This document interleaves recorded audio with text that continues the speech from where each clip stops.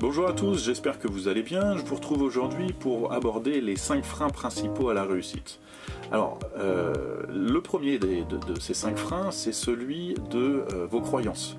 En effet, vous pensez probablement que vous n'êtes pas assez intelligent, que vous n'avez pas assez de moyens, que vous n'êtes pas assez compétent. Vous êtes trop pessimiste, trop négatif, vous manquez trop de confiance en vous. Alors, il va falloir commencer de toute façon avec ce que vous avez, ce que vous savez et ce que vous savez faire. Donc restez convaincu et restez positif. Le deuxième point qui vous freine dans votre réussite, c'est le regard et l'opinion des autres. Alors, vous avez peur d'être critiqué, vous avez peur d'être rejeté et vous avez peur de la solitude.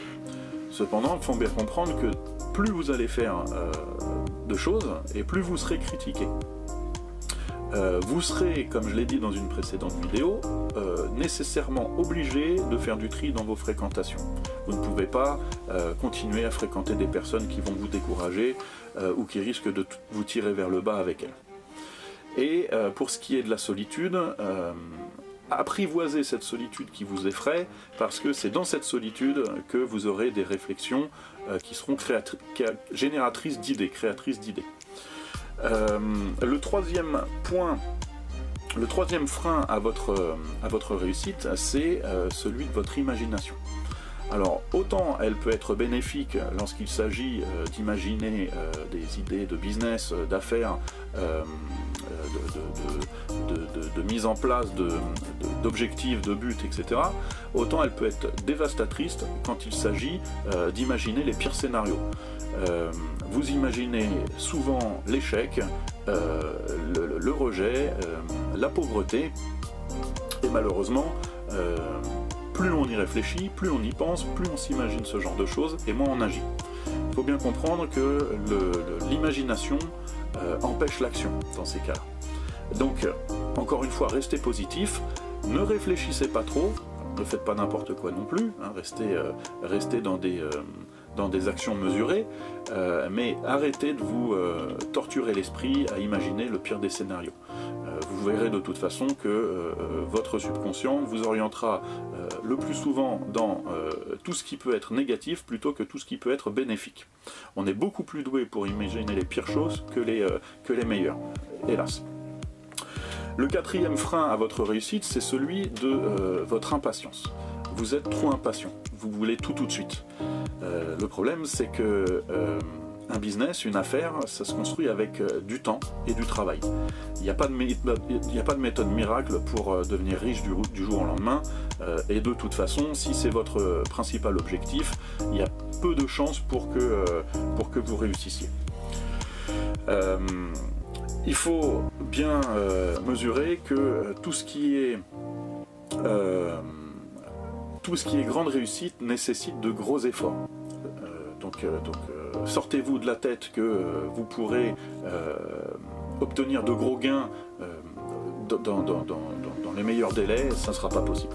Donc contentez-vous de mettre en place déjà votre idée et de la construire, de la faire grandir fur et à mesure pour que ça devienne rentable et durable. Le cinquième et dernier frein, c'est celui de votre manque d'éducation financière.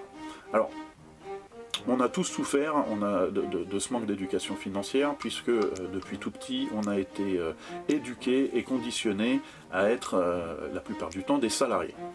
Alors, qu'on soit cadre ou ouvrier, finalement, on a tous le même état d'esprit quand il s'agit de nos finances, c'est-à-dire que nos charges sont proportionnelles à nos salaires. Plus on va gagner d'argent, plus nos revenus vont être importants et plus nos charges vont être élevées. Alors malheureusement ça peut être catastrophique et beaucoup l'ont connu dans cette période de crise sanitaire, puisque quand les revenus s'arrêtent, malheureusement les charges restent. Donc si vous voulez commencer à matérialiser vos idées, je vous conseille de placer 10% de votre salaire chaque mois. Arrêtez de le dépenser dans des futilités pour tenter d'impressionner les autres, placez 10% de votre salaire et ce petit capital vous permettra d'investir dans des affaires ou de tester différents business. Encore une fois, restez positif, prenez des risques, mesurez encore une fois, mais placez un minimum de votre salaire pour pouvoir l'investir et matérialiser vos idées. Voilà, je vous laisse consulter les différents liens que j'ai mis dans la description.